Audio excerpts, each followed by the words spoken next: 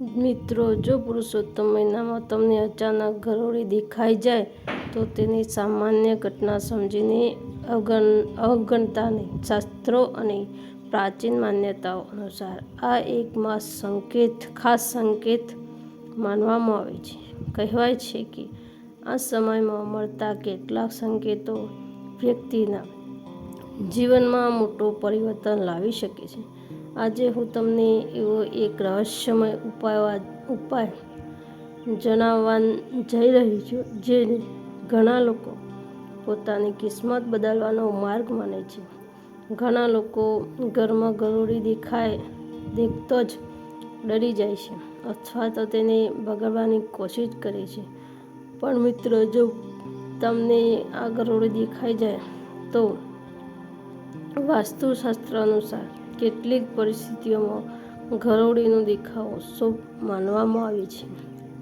ખાસ કરીને પુરુષોત્તમ માસ દરમિયાન જો તે ઘરની દિવાલ પર શાંતિથી બેઠેલી દેખાય તો તેને સુખ, સમૃદ્ધિ અને નવા અવસરનો સંકેત માનવામાં આવે છે. પુરુષોત્તમ માસ એ ભગવાન વિષ્ણુ અને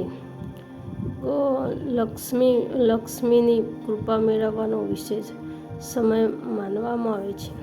આ મહિનામાં કરેલા જપ, તપ, દાન, ઉપાયોનું ફળ અનેક ગણું વધારે મળે છે.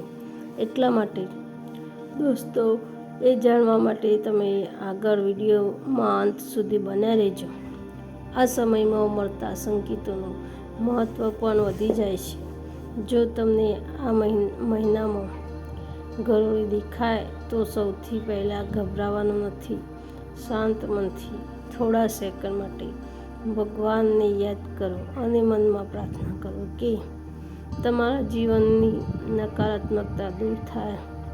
ત્યારબાદ થોડા અક્ષત એટલે કે તૂટ્યા વગરના ચોખા હાથમાં લો અને મનમાં પોતાની ઈચ્છા બોલીને એ ચોખા કોઈ છોડ પાસે અથવા તો સ્વચ્છ જગ્યાએ મૂકી દો. આ એ માન્યતા છે કે આ ઉપાય એક સકારાત્મક ઉર્જા આકર્ષે છે અને જીવનમાં અટકેલા કાર્યોમાં પણ ગતિ લાવે છે. એટલે જ પરંતુ યાદ રાખજો, કોઈ પણ ઉપાયનું સાચું ફળ વિશ્વાસ, સકારાત્મક વિચાર અને સારા કર્મોથી જ મળે છે. માત્ર ઉપાય કરવાથી જીવન બદલતું નથી, પરંતુ મહેનત, ભક્તિ અને સકારાત્મક સાથે કરેલા સફળતા તરફ લઈ જાય છે. સકારાત્મકતા સાથે કરેલા પ્રયત્નો સફળતા તરફ લઈ જાય છે. ઘણા લોકો એવું માને છે કે જ્યારે માણસ સચ્ચા મનથી પ્રાર્થના કરે છે ત્યારે તેના જીવનમાં ધીમે ધીમે સારા બદલાવ આવવા લાગે છે. ઘરમાં શાંતિ વધે છે, મન હળવું રહે છે અને કામોમાં સફળતા મળવા લાગે છે.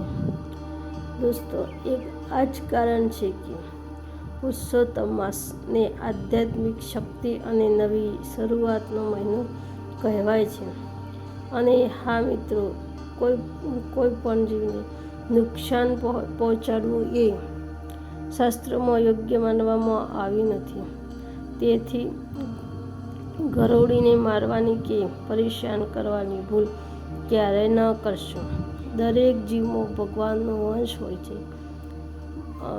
દરેક જીવમાં ભગવાનનો અંશ માનવામાં આવે છે. જો તમે પણ ભગવાન પર વિશ્વાસ રાખો છો તો કમેન્ટમાં હર હર મહાદેવ જરૂર લખજો. જો મિત્રો, આ વિડીયો તમને ગમ્યો હોય તો વિડીયોને લાઈક, શેર અને ચેનલને સબસ્ક્રાઈબ જરૂર કરજો.